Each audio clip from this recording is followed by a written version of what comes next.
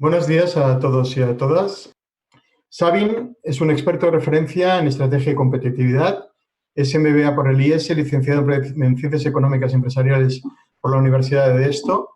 En su largo currículum aparecen actividad en consultoría muy relevante, pasando por empresas como IDOM, KPMG, Bearing Point, hasta la constitución en 2005 de su actual firma de consultoría BMASI Strategy, de la cual es socio director. Ha dirigido diversos proyectos de reflexión estratégica para empresas y organizaciones, tanto nacionales como internacionales, en España, Finlandia, Uruguay, México, Venezuela, etcétera, con empresas como CAF, Elecnor, Codorniu, Marqués de Riscal, Fagor, Correos, Arteche y muchísimas más. También ha dirigido una gran cantidad de proyectos de competitividad regional y de innovación, como planes industriales para el Departamento de Industria País Vasco, planes de competitividad de La Rioja, apoyo a la Agencia Vasca de Innovación, reflexión estratégica del antiguo COPCA y también colaboración con Axio, proyectos de creación de clústeres, tanto en el País Vasco como también en Uruguay, en Andalucía y otros lugares. Es un asiduo conferenciante en foros vinculados a la gestión empresarial y hoy tenemos el honor de que nos acompañe. Y por último, comentaros también que es miembro de la Strategic Management Society, entidad que agrupa a profesionales de escuelas de negocio, consultores y profesionales de empresa para debatir tendencias en materia de gestión empresarial. Es también secretario del Consejo Asesor para la Transformación Empresarial de la Agencia Vasca de Innovación y miembro del Consejo Editorial del Journal of Intellectual Capital, habiendo publicado una serie de libros relacionados con la capacidad de las organizaciones de gestionar sus activos intangibles. Sabin, por favor. Gracias, Diego. Buenos días a todos. Utilizaremos este formato atípico para dirigir a las personas. La verdad es que me cuesta un poco hablarle al ordenador.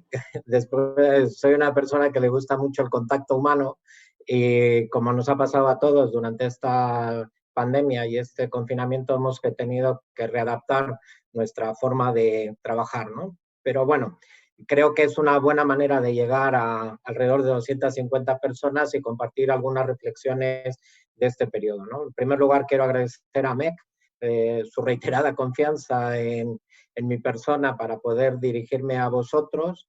Y voy a intentar ser breve. Tengo aproximadamente 20 minutos para hacer algunas reflexiones y sí me gustaría compartir algunas de ellas. Espero que ninguno de vosotros haya tenido ninguna pérdida humana cerca o algún problema relacionado con la pandemia sanitaria. Y lo que me gustaría hablar es de la situación que va a venir en la pandemia económica que ya estamos padeciendo y que vamos a sufrir en los próximos años, ¿no? Y yo creo que, y he dicho años, porque creo que va a suponer una profunda transformación de algunas de las pautas de comportamiento que vamos a tener en la industria. Pero también, en otro sentido, creo que lo que ha venido la pandemia a demostrarnos es que algunas de las cuestiones que ya estaban esbozadas de cambio, de transformación en la industria, van a ser aceleradas con este proceso, ¿no? Yo creo que se refuerzan algunas de las salidas que tenía ya prevista la industria y creo que durante los próximos años asistiremos a una aceleración de esos procesos con algunos cambios a introducir, pero donde la industria deberá seguir teniendo un papel relevante como motor de la actividad económica. Confieso, y así se lo hacía, se lo comentaba con Diego y con Joan cuando hablábamos, cuando me invitaron a participar en esta charla, que salía un poco preocupado del rol que a la empresa se le ha ido dando a lo largo de todas las intervenciones públicas durante el confinamiento.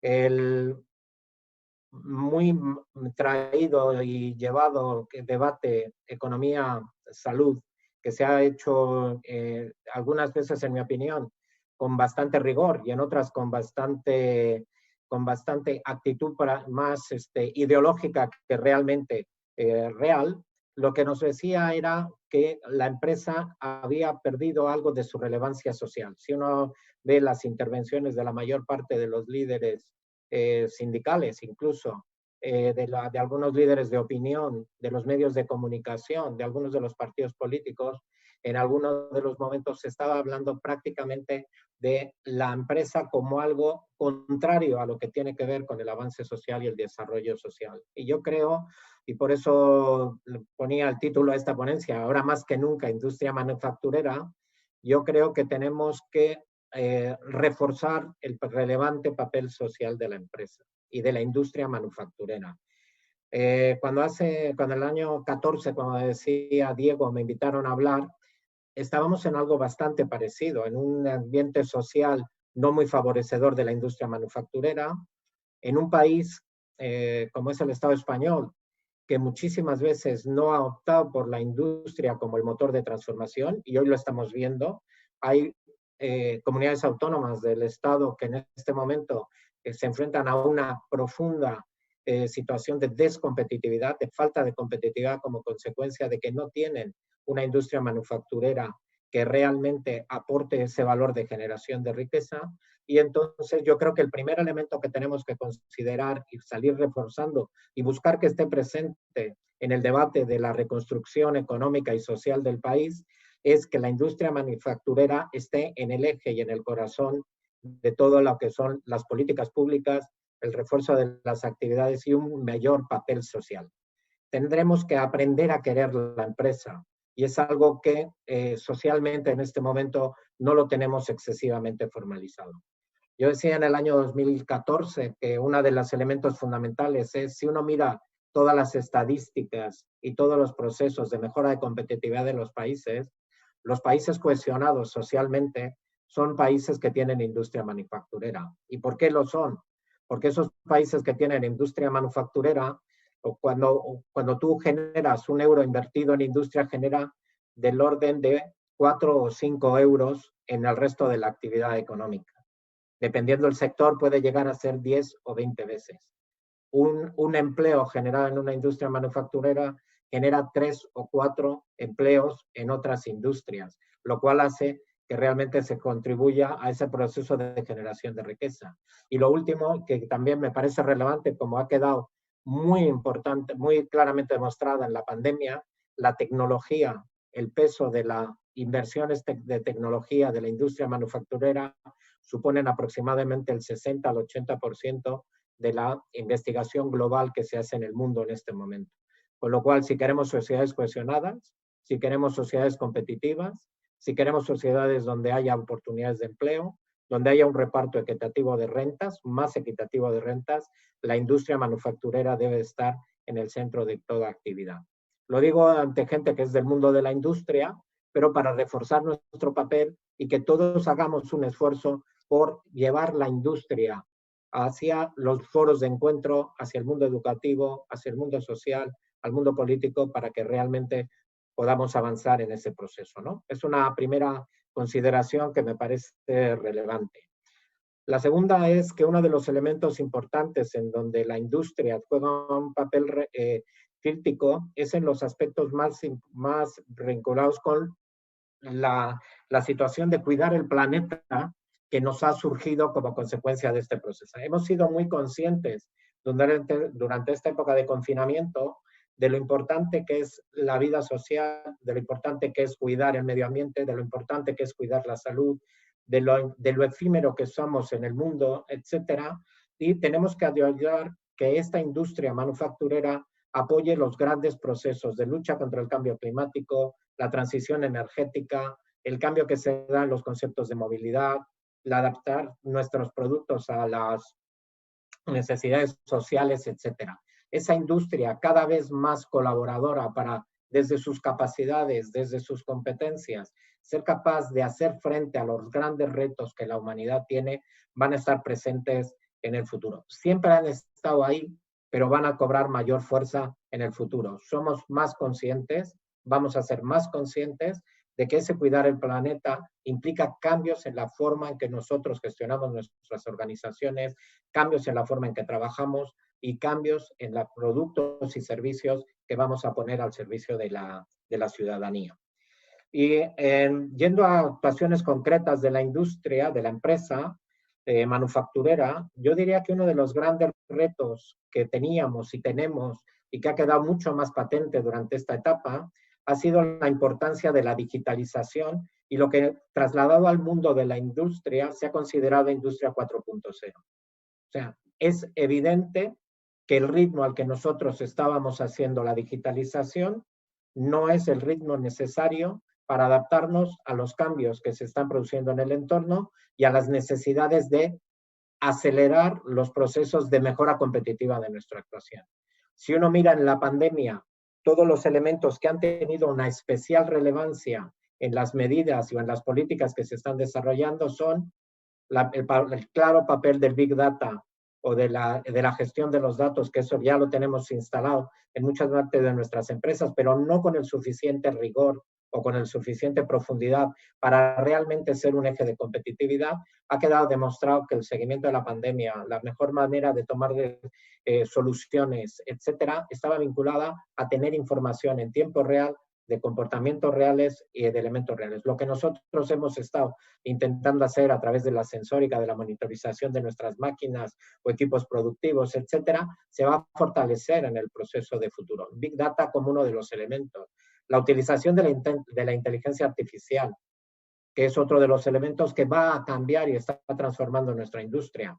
Necesitamos mucho más esfuerzo en esa inteligencia artificial, no solo para mejorar procesos, sino para cambiar servicios, productos, etcétera, a desarrollar este proceso. Uno de los datos importantes ha sido la utilización, y estamos asistiendo al profundo debate entre libertad y seguridad, la ciberseguridad como un elemento para desarrollar nuestro trabajo. Gran parte de la información que se ha hecho pública, que no debería haberse hecho pública, es porque no hemos tenido un suficiente esfuerzo por tener la ciberseguridad en los niveles que correspondan. Y luego, pues el confinamiento nos ha demostrado que aunque el teletrabajo parecía que no se podía realizar, y muchos, entre ellos yo, consideraba que muchos de los trabajos, nuestros servicios eran prácticamente imposibles de prestar a distancia por vía telemática, pues nos hemos encontrado que aunque tiene carencias y lógicamente tiene que ser complementado con la actividad en presencia y la actividad personal, tiene una enorme virtud para hacer mucho más efectivas algún tipo de reuniones, algún tipo de formas de conciliar la vida laboral con la vida personal, etcétera. Y el teletrabajo vamos a tener que buscar la fórmula de incorporarlo entre los hábitos ordinarios de funcionamiento de nuestra vida empresarial. No vamos a poder vivir al margen de esta tendencia que va a aflorar y va a desarrollarse durante mucho tiempo, ¿no? Y lógicamente uno de los campos de la 4.0 donde vamos a tener que vivir claramente en el futuro es la automatización.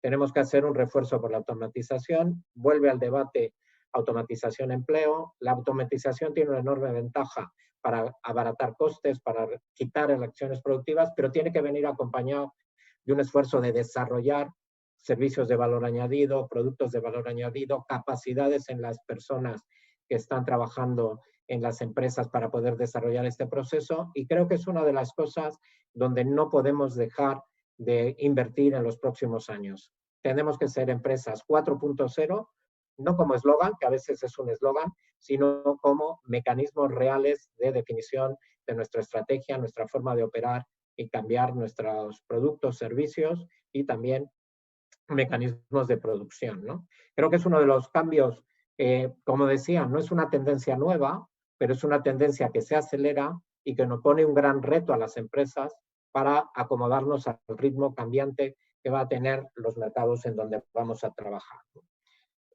Otro de los elementos que históricamente yo como consultor siempre hemos batallado con muchas de las empresas es el decir, ¿cuál es la competencia?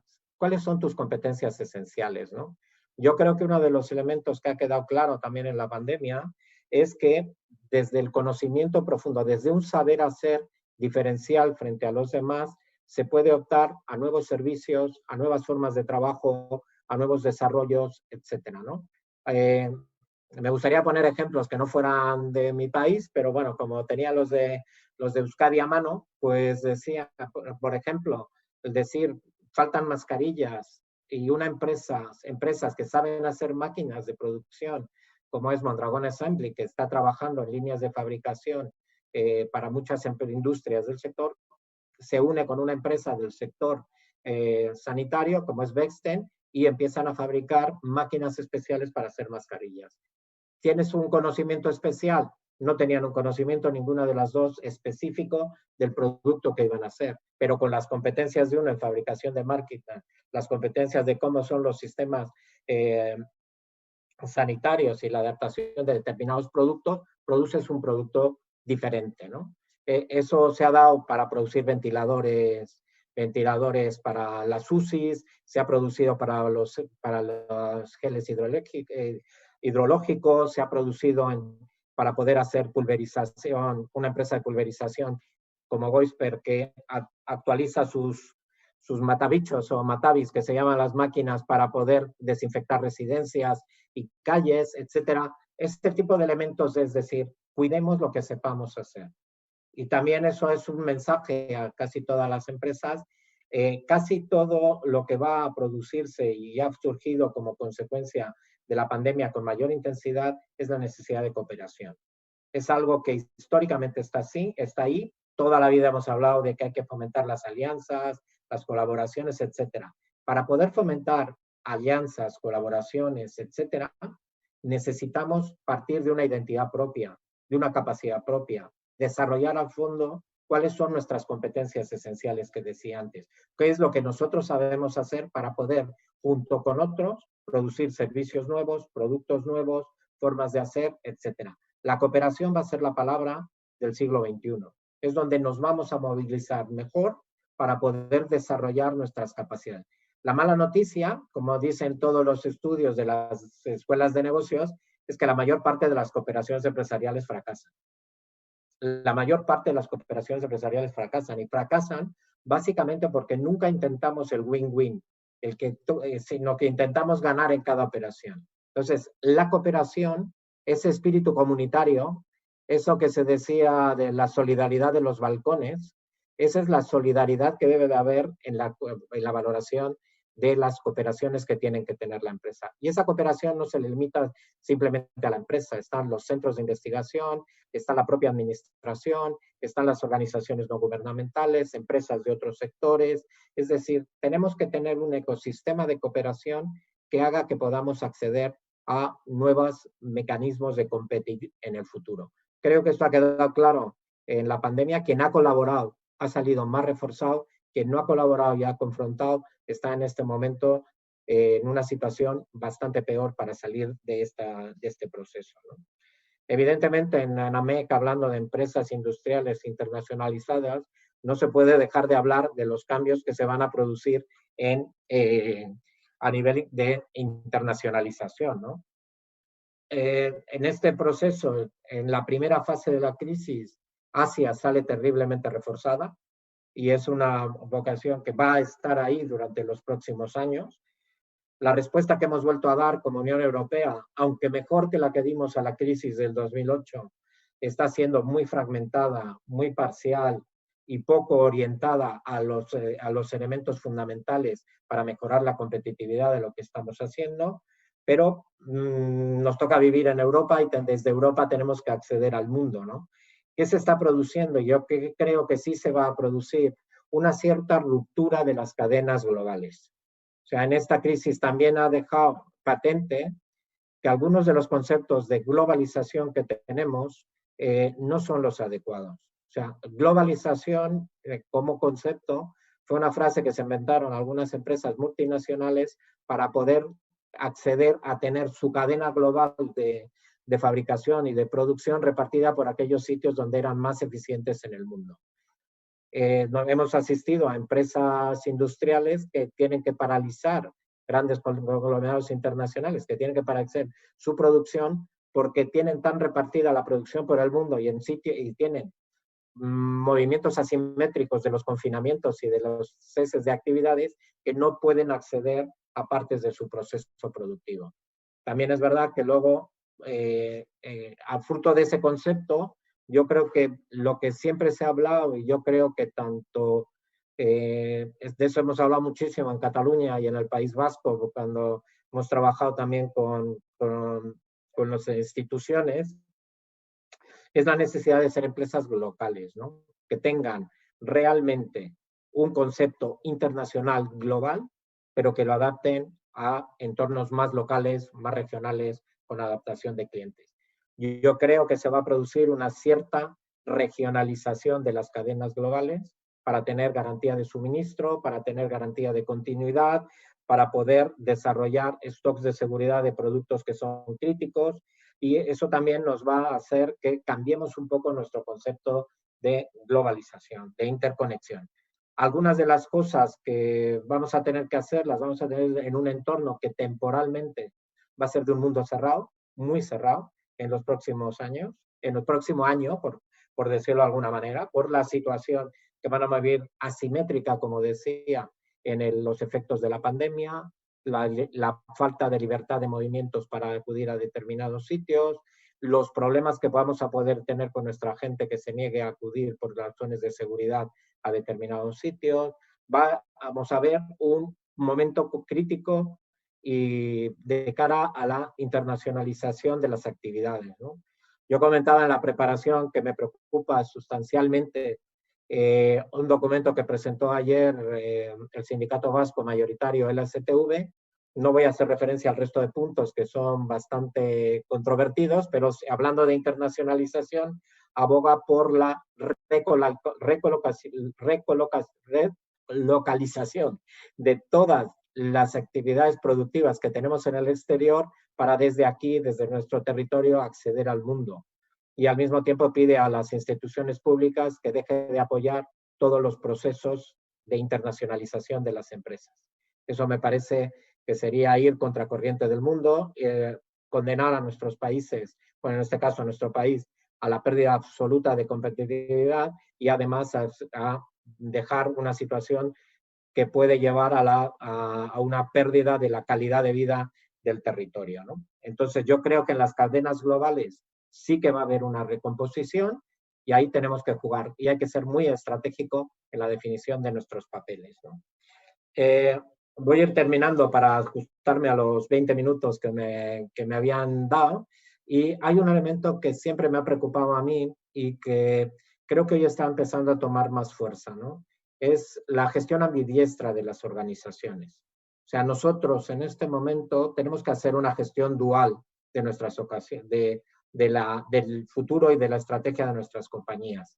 Casi siempre, cuando viene una crisis, nos centramos en salir de la crisis. Y evidentemente lo más importante que tiene hoy por delante las empresas industriales es retomar la actividad, es tener liquidez, pues poder tener liquidez para poder hacerlo, consolidar el empleo. No podemos dejar que esta vea deje personas fuera, personas capacitadas, personas formadas, personas, además de los riesgos sociales desde un punto de vista empresarial.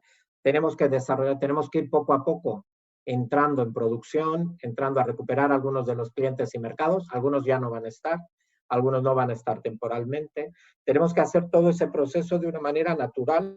Tenemos que hacer nuestra focalización en ese cambio que se va a dar en las cadenas globales para enfocarnos en el corto plazo, pero no debemos de olvidar que esto es una carrera de largo plazo, ¿no?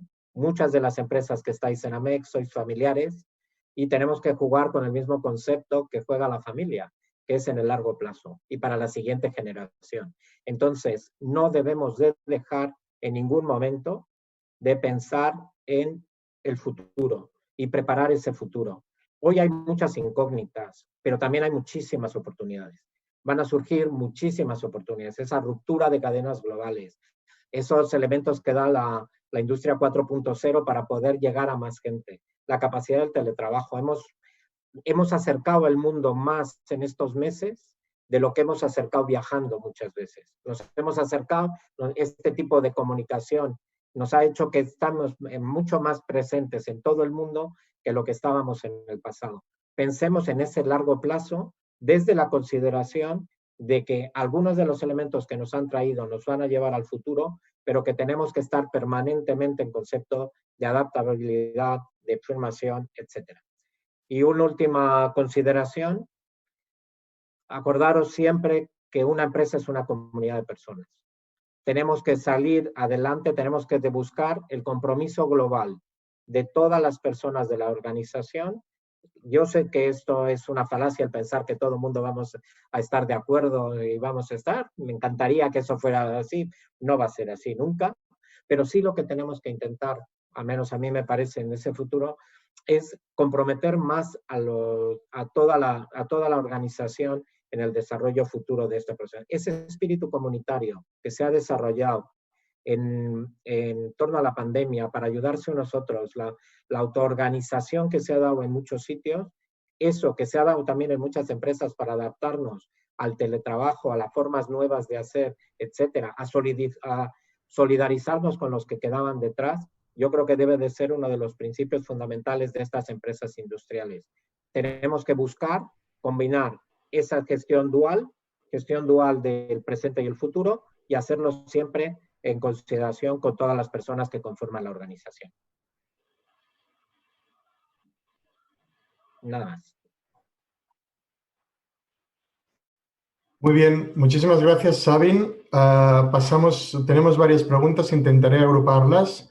No sé si tendremos tiempo. Tenemos algunas preguntas relacionadas con lo que comentabas de la cooperación. En concreto, por ejemplo, Ángeles Roqueta de Compass nos dice, ¿qué actuaciones favorecerían la cooperación o alianzas entre empresas? ¿Deben fomentarse desde asociaciones como AMEC? ¿Se necesita otro tipo de estímulos legales o fiscales? Sí, yo creo que hay dos partes, ¿no? Hay una parte que es la de medidas que puede hacer la administración, y otra es lo que podemos hacer las empresas y las asociaciones. Yo creo que sí que se pueden hacer. O sea, creo que yo, por ejemplo, cuando Diego al principio me ha presentado, ha dicho que he trabajado mucho en clústeres.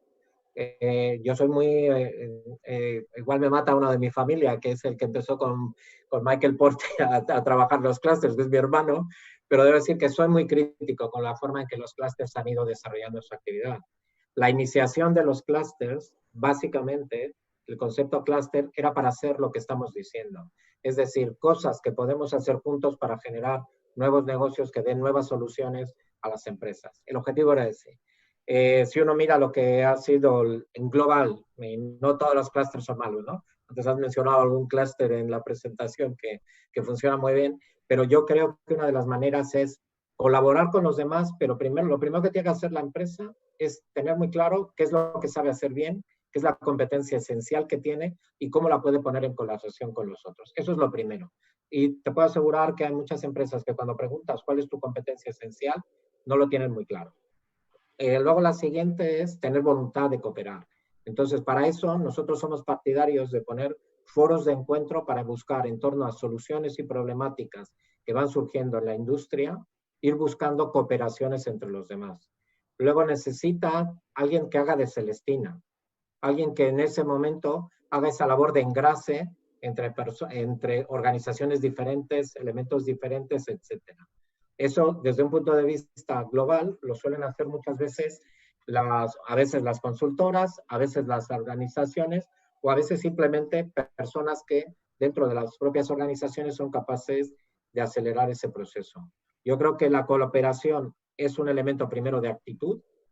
Segundo, es un elemento de buscar objetivos y fines comunes. Antes decía, ¿por qué fracasan las cooperaciones? Fracasan porque no tienen casi nunca o muchas veces no tienen objetivos compartidos o objetivos donde los demás ganen, sino quieres ganar los partidos 10-0 y eso no se puede hacer.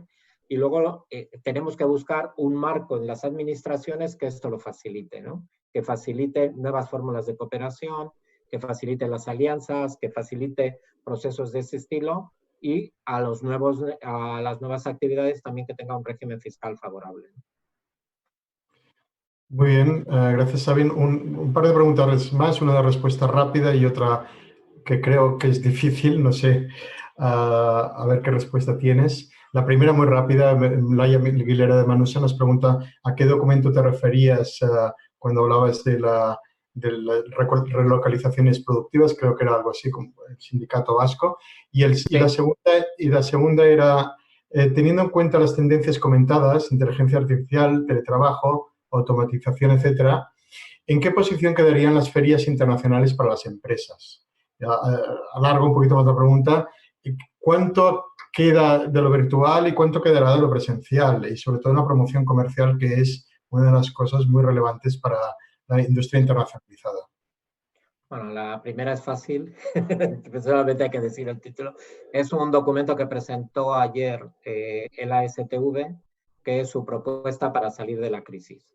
Son 25 medidas, es un documento muy sencillo. Si queréis, yo ahora se lo paso a MEC, y si alguien quiere leerlo, pues está a vuestra disposición. La segunda pregunta es una pregunta muy compleja, ¿no? Yo recuerdo que uno de mis primeros trabajos como consultor en el año 84 fue para la Cámara de Comercio de Bilbao y para la Feria Internacional de Muestras de Bilbao, la antigua Feria Internacional de Muestras de Bilbao. Y nosotros, una de las cosas que le recomendamos a la Feria de Bilbao en el año 84 es que pensara tener ferias virtuales. Todavía no había internet, no había nada, pero buscar mecanismos que a través de la no presencia física se pudiese tener conexión entre empresas. Yo sinceramente creo que, dado el auge que está teniendo toda la facilidad que nos da Internet, la facilidad que da todos estos instrumentos de realidad virtual, realidad aumentada, elementos para poder configurar, va a haber una traslación de parte de las cosas que se hacían en una feria a lo telemático. Pero sigo pensando que la presencia, la relación comercial, la relación de poder agrupar en un entorno gente va a ser relevante. Yo no creo que vayamos de repente a olvidarnos del contacto humano. Creo que eso va a ser una de las cosas más difíciles de perder en la manera. Ojalá no la perdamos nunca, pero sí que las ferias tienen un gran problema, ¿no? Tenemos unos macro recintos feriales que ya algunos tenían dificultades para llenarlos en este momento, y lo que tenemos que hacer es una combinación de elementos. Quizá vayamos a unos formatos mixtos donde haya parte de lo telemático y parte de lo presencial. Pero yo espero, y digo espero con sentido humanista, que no perdamos el contacto humano, porque no es lo mismo. Y por mucho que digamos que sí, no es lo mismo hablarle a una cámara que hablar viéndole los ojos a 250 personas. No es lo mismo. Y poder articular y generar mecanismos. Creo que todas las ferias, yo así a las ferias les recomendaría que aceleraran sus procesos de virtualización de cosas de lo que están haciendo, al mismo tiempo que busquen formatos mucho más interactivos orientados a la cooperación que faciliten el desarrollo de sus actividades. Muy bien, muchísimas gracias, Sabin. No tenemos tiempo para más. También quisiera dar las gracias a María Calvet por su excelente acompañamiento con la presentación del Visual Thinking. Y bueno, un aplauso virtual a Sabin y a María, muchísimas gracias.